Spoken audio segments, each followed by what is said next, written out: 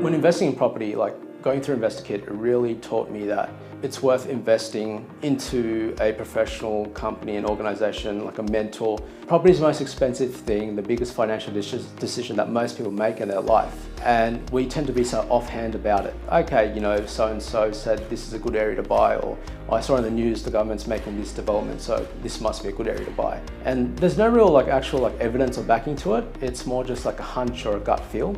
But when you go to InvestorKit, you've got the statistics, you've got the report, you've got the analysis, you've got the experts, not just a BA. You can speak to Arjun hooks you up with a mortgage broker, the lawyers, the accountants, you get a whole team around you, and it just feels like I'm set for not only this purchase, but future purchases because I've got those relationships in place. You wouldn't have got that yourself unless you're very, very keen and very, very forward driven.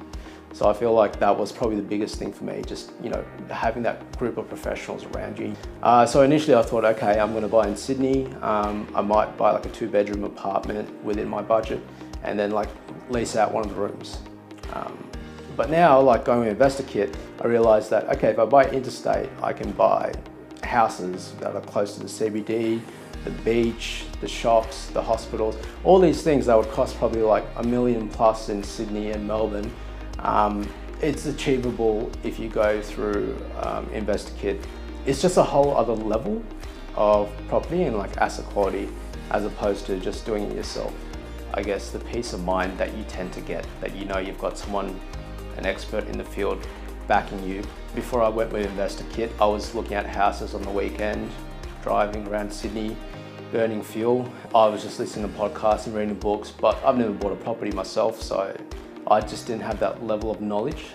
So I feel like going to InvestorKit, that really just honed in and really, I guess, made me assess things that I wouldn't have if I just did it myself.